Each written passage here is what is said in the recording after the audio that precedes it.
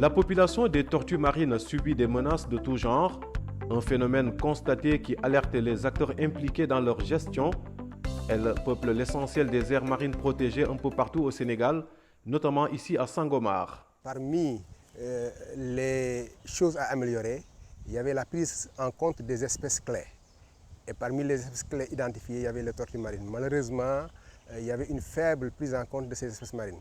C'est pourquoi donc, quand nous avons eu l'opportunité de soumettre un projet au niveau de Biopoma, nous avons choisi les autres tortues marines, d'autant plus qu'un an avant, on avait constaté que dans le contexte de Covid-19, il y avait une recrudescence du braconnage.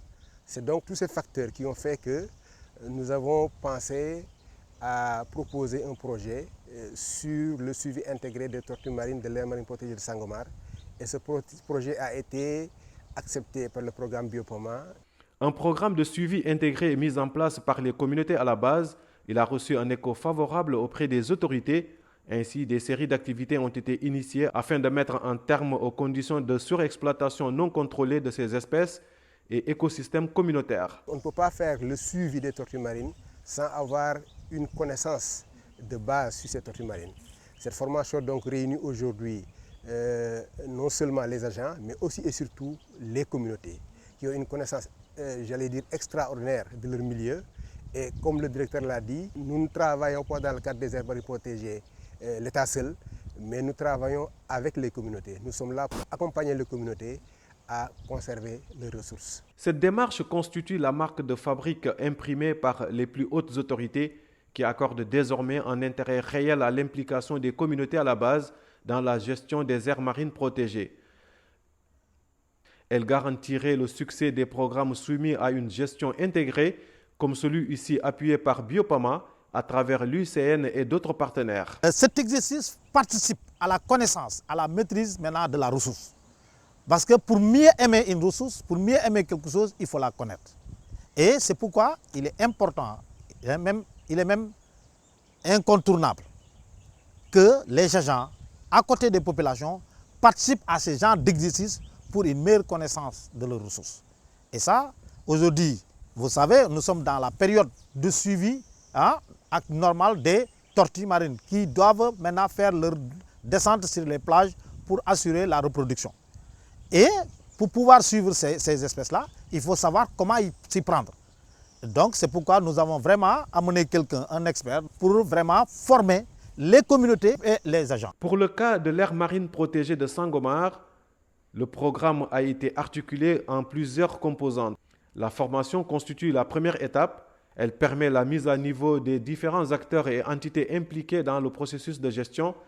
Ensuite, il y a la mise en place d'un système d'information qui favorise la disponibilité de bases de données en tout lieu et en tout temps dans la gestion intégrée des écosystèmes des aires marines protégées. C'était l'une des recommandations en fait. Donc la proposition répond à une recommandation de l'efficacité de gestion qui était le manque de moyens de déplacement et aussi que les tortues sont en danger.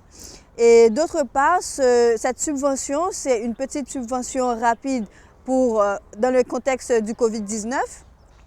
Ça permet justement aux pêcheurs et aux communautés qui vivent autour de l'aire protégée et qui ont du coup vu leurs revenus drastiquement diminuer à cause des impacts du Covid-19 sur le tourisme notamment, donc de venir en aide à cette communauté qui est très impliquée dans la gestion de cette aire protégée-là.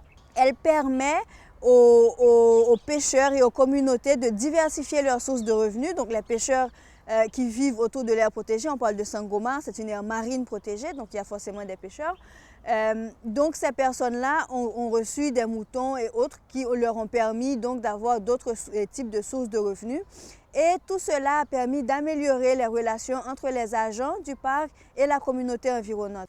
L'ensemble de ces actions a permis l'acquisition de matériel de surveillance et d'intervention de haute gamme, mais également un appui conséquent en nature pour aider à faire face aux effets néfastes de la Covid-19 sur le tourisme et les principales activités sources de revenus des populations à la base. CLPA Sénégal bari nañ Il y a plusieurs aires marines protégées au Sénégal. Si celui de Sangomar, qui est le nôtre, est choisi pour bénéficier de ce don de 50 moutons, on ne peut que s'en réjouir et apprécier ce geste de haute portée. Le geste que l'AMP Sangomar, à travers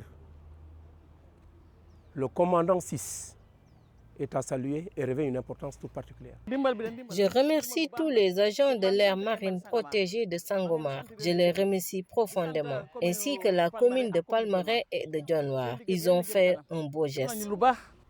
Donc, c'est pour cela qu'on est là aujourd'hui, pour encore une fois vous montrer que nous travaillons ensemble et que nous avons besoin de votre appui et que considérez-nous comme des partenaires pour contribuer à la conservation de la biodiversité en général, mais aussi à la protection des tortues marines.